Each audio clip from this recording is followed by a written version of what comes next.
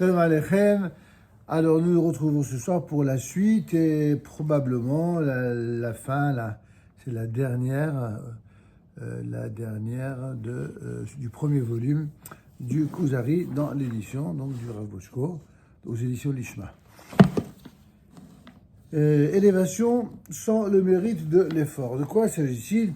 Mais en vérité, nous dit le Rav, si l'homme souhaite renoncer à quoi que ce soit,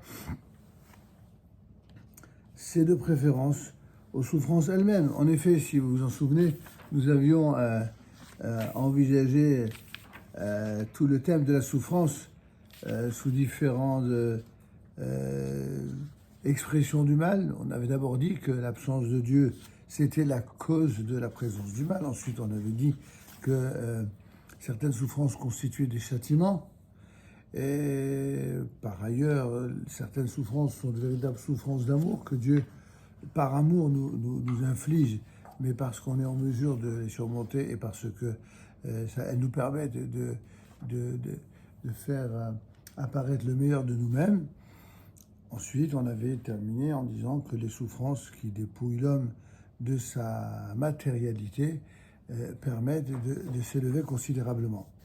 Et on termine enfin par l'idée selon laquelle, en vérité, si l'homme souhaite renoncer à quoi que ce soit, en vérité, à quoi voudrait-il renoncer? C'est précisément aux souffrances elles-mêmes.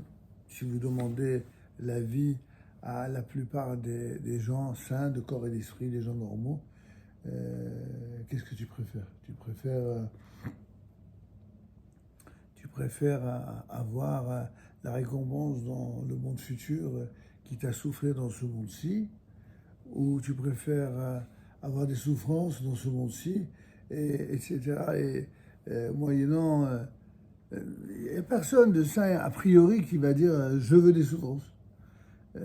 Si elles arrivent, alors on fait avec, on assume, on est courageux, on demande à Dieu de nous donner les forces.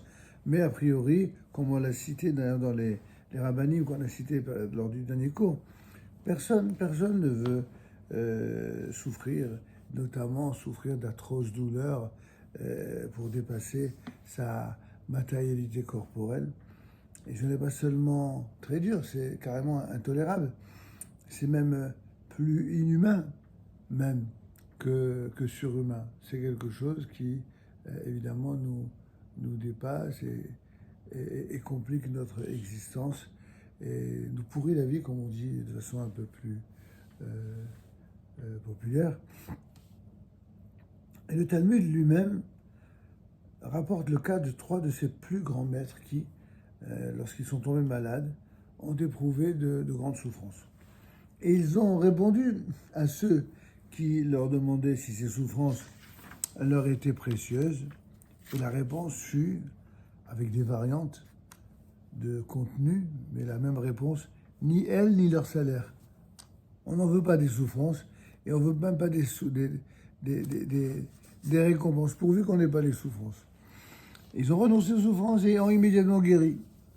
On verra après ce que ça veut dire que cette réponse qui semble si évidente sur le plan rationnel, ni elles ni leur salaire, on verra qu'il y a plusieurs explications. On va y venir. Rabbi Chaya là-bas, il est tombé malade et Rabbi Yochanan est venu lui rendre visite. Il lui a demandé, les souffrances sont-elles précieuses? Il lui a répondu, ni elles, ni leur salaire. Et il lui dit, vous l'avez le texte, oui. Et il lui dit, donne-moi ta main. Étrange réponse, donne-moi ta main. Il lui a donné sa main et il l'a fait se lever. Rabbi Yochanan, c'est un autre, est tombé malade. Rabbi Hanina est venu lui rendre visite et il lui a demandé, les souffrances te sont-elles précieuses? Il lui a répondu, ni elles, ni leur salaire. Même réponse. Et il lui dit, donne-moi ta main. Il lui a donné sa main et il l'a fait se lever. Se lever, sous-entendu de son lit de malade. Rabbi Elazar, troisième cas. Rabbi Elazar est tombé malade. Rabbi Yochanan est venu lui rendre visite. Il lui a demandé, dis-moi, les souffrances te sont-elles précieuses? Et il lui a répondu, à nouveau, ni elles, ni leur salaire. Il lui dit, donne-moi ta main. Il lui a donné sa main et il l'a fait se lever. Question, pourquoi ces grands parmi les géants ont-ils renoncé aux souffrances et à la possibilité de s'élever grâce à elles? Pourquoi ont-ils dit ni elles ni leur salaire? Est-ce seulement à cause de la douleur physique? À cela, notre grand maître Rabbi Avraham Yitzhak HaKohen Kook explique dans Ain Aya sur Berachot 5b. Vous savez, c'est sur la fameuse Gemara qui dit qu'il y a trois choses qui nécessitent un renforcement permanent parce que ce sont des choses qui sont sujettes et liées à des épreuves et parfois très dures pour les obtenir. C'est quoi ces trois choses? C'est l'étude de la Torah, c'est-à-dire son étude, sa compréhension, sa transmission, d'une part. C'est Olam Haba, le monde futur, et c'est Eretz Israël. Mériter de vivre en Eretz Israël et surtout d'y rester. Mériter de faire sa aliyah, d'y vivre, de rester. Ça, ce sont donc ces trois choses qui sont entourées d'épreuves. Et donc, sur cette partie-là connue de la Gemara dans Brachot, le Rav Kook explique la chose suivante, que la raison pour laquelle ils ont renoncé à ces souffrances, c'est parce qu'ils voulaient mériter de s'élever par leur propre effort, par leur effort propre au niveau auquel les souffrances les auraient conduits. En quelque sorte, ils ont refusé d'emprunter des raccourcis. Vous vous rendez compte là, comme toujours, cette puissance de raisonnement du Rav Kook qui nous fait cheminer par un raisonnement auquel on ne se serait pas attendu. En effet, celui qui souffre, et parce qu'il souffre, eh bien, il perd tout intérêt à sa dimension physique. D'une certaine manière, il va se spiritualiser sans aucun doute, mais il ne le fait pas en l'ayant librement choisi. Il s'assagit, il devient courageux et fort, parce que devant la douleur, il n'a pas le choix. Il n'a pas le choix, s'il veut tenir bon, que de l'affronter. De cette manière, même si le Rav n'emploie pas cette expression, il se résigne dans l'acceptation de sa souffrance, parce qu'il n'a pas le choix. En d'autres termes, ça lui est imposé, même s'il accepte a posteriori. A posteriori, comme j'ai dit tout à l'heure, il ne la souhaite pas. Mais si elle vient, bon, il l'accepte. Il est dans la nature de l'homme, dit le Rav Boshko ici, il est dans la nature de l'homme de rechercher Dieu dans le malheur et de se reposer sur lui lorsque tous les espoirs ont été déçus. D'ailleurs, c'est aussi l'avis partagé par ceux qui sont, entre guillemets, les incroyants, ou des gens qui sont capables d'humanité, mais ils ont un problème avec Dieu.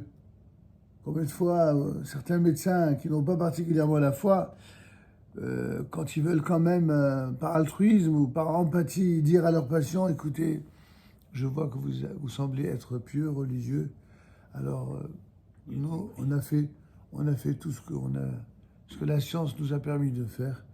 Alors si vous y croyez, que vous avez envie de prier, alors les prières vous aideront certainement. Et ils se montrent au moins délicats, dans le meilleur des cas. Ils ne le sont pas tous.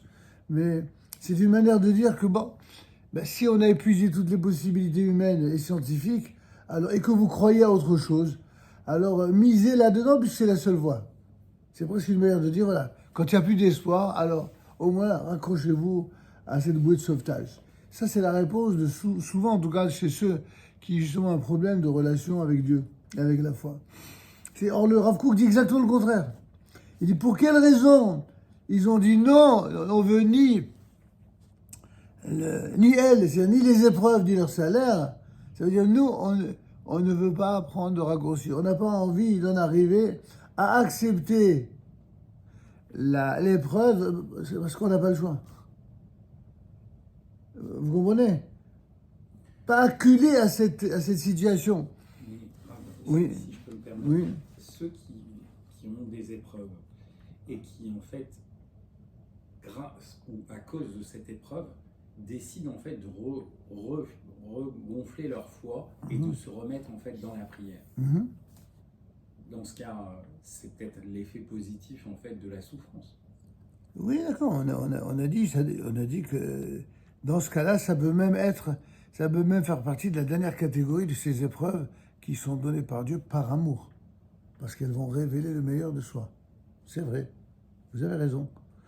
Mais là, on est à un niveau, en tout cas de par la compréhension du Rav Kook, qui est à un niveau beaucoup plus élevé encore. Et il dit, grosso modo, que c'est évidemment, cette réponse, comprise ainsi, c'est certes un niveau élevé, mais ce n'est pas par son action ni même par ses efforts que l'homme y parvient. Et c'est pourquoi chacun des visiteurs de la Gemara va dire au malade, donne-moi ta main. C'est-à-dire, si tu veux agir dans le monde par toi-même, n'est-ce pas? Tu veux mettre d'une certaine manière la main à la pâte. Alors viens, donne-moi la main, élève-toi, remets-toi au travail. Sous-entendu, si tu veux te hisser à un tel niveau, alors lève-toi du lit, lève-toi de ta léthargie, te laisse pas aller. Combat jusqu'au dernier jour et jusqu'au dernier souffle, tu te bats et avec l'aide de Dieu, tu vas t'en sortir. Dans la vie courante, l'homme doit affronter toutes sortes de problèmes, se mesurer à bien des épreuves. Leur intensité ou leur accumulation peut le conduire à l'oubli de Dieu. Il peut perdre de sa spiritualité. Par exemple, on peut dire, comme dit le Rav Ishi, que dans une certaine mesure, la réussite économique, c'est ce dont on parlait tout à l'heure, la réussite économique, c'est aussi une épreuve. La puissance et la santé sont des épreuves. Les efforts pour épurer le caractère et s'affranchir des désirs grossiers sont encore des épreuves. Mais qu'est-ce qui n'est pas une épreuve? Toute chose qui me rend plus fort, plus sûr de moi, qui me donne plus de pouvoir, c'est une épreuve parce que comment je vais en faire usage? Est-ce que je vais être à la hauteur des attentes divines ou alors je vais me servir de tout cela qui finalement sont des brachot, des bénédictions divines, des cadeaux divins? Peut-être que je vais m'en servir contre lui, contre ce que Dieu attend de moi. Et là, on voit bien que rétroactivement, ça a été une épreuve. Chaque fois qu'une épreuve est surmontée, l'homme, c'est ça qui est sûr, dit le Rav, l'homme s'élève et il devient meilleur, capable de servir Dieu mieux qu'auparavant. Les sages du Talmud ont refusé de renoncer à ces épreuves. Ils ont refusé de renoncer à ces affrontements, aux problèmes courants de la vie quotidienne. Ils n'ont pas voulu de passe-droit, ni de coupe-fil, ni de court-circuit. Bref, aucun raccourci. Ils ont voulu atteindre leur but par eux-mêmes, c'est-à-dire le combat. En fait, une vie très éprouvante, très dure, qui est consacrée au combat, c'est ça la vie de qualité permettant à celui qui s'y livre en tout cas de s'élever au niveau le plus haut requis pour être à la hauteur des attentes divines. Rabbi Yehuda Halevi ne considère pas non plus que les souffrances sont un bien a priori. On le verra dans le deuxième livre qu'on va bientôt commencer. Nous verrons que le service de Dieu comporte une dimension de crainte, mais aussi de joie et d'amour. La joie, c'est le service de Dieu au travers des plaisirs du monde. Ça veut dire, si déjà je sers de Dieu et qu'en plus de ça, je peux éprouver un plaisir, bon, bah, tant mieux, pourquoi pas. On voit bien que c'est pas forcément une contradiction avec le service divin, mais là aussi c'est une épreuve, c'est dit, au risque de glisser, il faut faire attention, c'est pas évident. Rabbi Yehuda Halevi soulignera que le judaïsme n'appelle pas l'homme à se mortifier. Et cela, nous pouvons l'appliquer à la discussion présente. La souffrance peut faire progresser l'homme, mais ce n'est pas a priori la voie de prédilection. Comme je l'ai dit tout à l'heure, si la souffrance, elle vient, alors on l'accepte, on se soumet, on accepte que cela vient de Dieu, donc on l'accepte en disant, par exemple, que tout empêchement ou toute difficulté, que ce soit pour le bien. Ou alors, comme le dit le Talmud, tout ce que Dieu nous inflige, il ne le fait que pour le bien. C'est notre remontant, c'est de réagir comme cela, plutôt que de réagir de la contestation ou dans un esprit comme ça pleurnichard, de remise en cause de tout et surtout de ce qui vient du ciel. Il faut avoir une sacrée mouna aussi pour... Mais la combativité, on ne l'a pas sans émouna. Hein. Se battre tout le temps, il faut avoir une grande émouna, évidemment. La première étape, c'est de servir Dieu en état de bonne santé.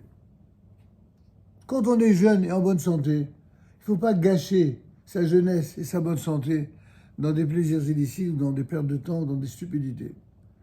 Quand on a eu la chance d'avoir un père, un maître, un Talmid Chacham, avec lequel ou autour duquel on a grandi, qui nous a appris ça, c'est un gain de temps magnifique et et disons, c'est s'éviter des déceptions et des épreuves trop grandes trop tôt. Et donc en étant en bonne santé, alors c'est de servir Dieu avec joie et avec bonheur. Mais cela aussi est une grande épreuve, parce que ce n'est pas aussi simple que cela. C'est jamais aussi simple que cela. Il y a toujours des conditions d'application, des conditions de faisabilité qui viennent toujours faire que si ça se fait toujours moyennant des efforts. Question qu'on peut se poser, c'est alors qu'est-ce que tu préfères? Tu préfères te battre et faire des efforts avec les difficultés que ça entraîne, mais pour avoir un bien précieux qui t'évitera un certain nombre d'épreuves, ou alors tu préfères te la couler douce, ne pas te battre et finalement te préparer des tourments et des épreuves pour le coup d'après, quand tu seras moins jeune et moins fort et en moins bonne santé. Donc voilà, après, il faut apprendre aussi à réfléchir avant terme. Alors, à cela, le Rav nous propose une réflexion sur le fait que les Juifs ont subi les tourments de l'exil sans reniement. En effet, Rabbi Yehuda Halevi nous a expliqué la notion des souffrances d'amour. On l'a évoqué lors de notre dernière séance. Il a souligné le fait que si Israël avait accepté les souffrances de bon cœur, si Israël avait, sous-entendu dans sa totalité, accepté les souffrances de bon cœur, il aurait ainsi mérité d'atteindre un haut niveau spirituel, même en exil. La dimension divine présente en Israël se serait dévoilée avec force même en exil. Comme on l'a vu, avant même l'entrée du peuple hébreu en terre d'Israël, eh bien les Hanané Kavod, ces fameuses colonnes, ces nuées qui entouraient, ces nuées protectrices qui entouraient les enfants d'Israël dans leur déplacement jusqu'à la terre d'Israël, comme l'explique les Koubalim, ça c'était en quelque sorte un avant-goût d'Eretz Israël. C'est comme s'ils étaient déjà en Eretz Israël parce qu'ils avaient l'intention de s'y rendre. Ainsi, tout juif qui a fortement dans sa tête et dans son esprit comme désir à court ou moyen terme, voire pour les plus jeunes à long terme, mais de plus en plus, je dirais aujourd'hui, à court ou moyen terme, de vivre en Eretz Israël, alors tout ce qu'il fera dans sa vie, tout ce qu'il construira, tout ce qu'il réalisera, tout ce pourquoi il se battra, ce sera accompagné de cette bénédiction d'Eretz Israël, exactement comme les Hanané Kavod dans le désert. Vous comprenez? Et donc, c'est ce que dit le Rav, même en exil, on peut d'une certaine manière avoir une dimension divine qui serait évidemment manifestement présente en Israël et qui se serait dévoilée avec force même en exil. Mais il continue, le Kuzari, il continue néanmoins à défendre vigoureusement l'honneur du peuple d'Israël et refuse de le condamner. Malgré ses défauts, le peuple d'Israël possède des titres de gloire non négligeables. En effet, malgré toutes ces souffrances, malgré toutes les choses vraiment injustes qui lui ont été infligées par les nations du monde, malgré toutes ces injustices, ce peuple est resté fidèle à lui-même, contre vents et marées. Et bien qu'il eût été facile de se déclarer prêt à adopter une autre religion, à abandonner le navire, que ce soit le christianisme ou l'islam, et ainsi échapper aux persécutions qui lui pourrissaient la vie, qui lui gâchaient la vie, eh bien les nations ont accueilli en leur sein des juifs renégats. Et tous ces juifs anti-juifs qui existaient dans différentes étapes de l'histoire et qui malheureusement existent aujourd'hui même en Israël, eh bien, les Juifs renégats ont rendu, en quelque sorte, ils ont eu, eux, la vie plus facile par les non-juifs, par les ennemis d'Israël, en tout cas temporairement. Apparemment, tout juif pouvait se rendre la vie bien plus facile en ayant recours au même expédient. Or, le peuple d'Israël, en tout cas dans son écrasante majorité, ne s'est pas laissé briser, et malgré des vicissitudes souvent très dures, il est resté fidèle, opiniâtre, fidèle à sa Torah et à son Dieu. Il a ainsi prouvé sa grandeur et montré que la dimension divine était encore vivante en lui, même si elle ne se manifestait pas au dehors, et ce de manière éclatante. Et Rabbi Yehuda Halevi ajoute, encore au sujet des souffrances, une phrase importante que voici. Quant à nous, nous ne considérons pas tous ceux qui se convertissent à notre religion comme nos égaux simplement lorsqu'ils prononcent une quelconque formule. Ça fait référence à nos cousins. Où il n'y a rien de plus facile de se convertir à l'islam. Non seulement ils encouragent fortement à la conversion, parfois même par la violence dans certains pays. Et il suffit de prononcer une petite formule magique là, en 5 mots, et hop là, et ça, ils sont convertis. Nous, c'est pas comme ça. On n'a jamais infligé cela à aucun non-juif. On n'a jamais, comme l'ont fait les chrétiens pendant 15 siècles, ou comme l'ont fait les musulmans pendant de nombreux siècles, et aujourd'hui, d'une manière incitative aussi, à savoir d'inciter les gens à devenir musulmans. Pas du tout. Nous, c'est uniquement lorsqu'un non-juif accepte d'accomplir des actes qui exigent effort et constance. C'est ça, nous, la condition pour la conversion. Ça passe par une purification et des pensées et des corps, par une étude, par la Brit Mila, évidemment pour les garçons en plus, ainsi que par l'observance des nombreux autres préceptes qui sont prescrits par nos usages. Certains, le Rav Boshko rajoute une note intéressante ici, certains ont voulu voir dans ce passage la suite de ce que Rabbi Yehuda Lévi écrit au paragraphe 110, où il se moque des autres religions, qui prétendent que l'homme peut obtenir la vie du monde à venir en prononçant un simple mot, et dont il ne comprend d'ailleurs même pas lui-même la signification. Comme une sorte de baguette magique ou de formule magique. Alors que nous, pas du tout. Pour devenir juif, il faut le mériter. Et pour mériter le dur bonheur d'être juif, comme on l'a déjà expliqué à de nombreuses reprises, et c'est des efforts, une présence, une étude, une constance, c'est loin d'être quelque chose d'automatique ou de magique. Et donc, pour revenir à notre texte ici, être juif n'est en soi pas une chose simple. La vie juive comporte une part non négligeable de pénibilité et exige le renoncement à certains des plaisirs de l'existence. La conduite doit en permanence se préoccuper de savoir si ce qu'on souhaite faire, si c'est licite ou si ça ne l'est pas. Et le cas échéant, la manière dont il doit être effectué. Cela constitue un élément important d'inconfort dont le poids peut légitimement être assimilé à des tourments plus ou moins sévères. Cela ne signifie pas que ces tourments soient désirables, ni même qu'ils soient nécessaires a priori. Il n'y a pas d'idéal de mortification. Ce n'est pas quelque chose qui est propre au judaïsme, cette vision-là. Mais par contre, ces actes agréables à Dieu, qu'il réclame à l'homme, selon le message que le Kuzari a reçu en rêve, ne sont pas des actes de peu d'ampleur. Il n'est pas question d'une parole verbale qui octroie à qui la prononce la béatitude éternelle du monde futur. Le judaïsme exige de l'homme dévouement, bien plus que dévotion. Des actes concrets qui souvent demandent effort et parfois renoncement à des jouissances, à certaines jouissances. Des actes qui confèrent à qui les accomplit une puissance d'une grande intensité et qui le conduisent dans la proximité de Dieu grâce à son effort personnel et à sa constance. C'est quelque chose évidemment d'éminemment puissant et qui, Bezat Hashem, méritera d'être développé lors d'une prochaine étude. Dans notre prochaine séance, la toute dernière du premier volume, sur les 4 ou 5 je crois, eh bien on verra que en annexe on étudiera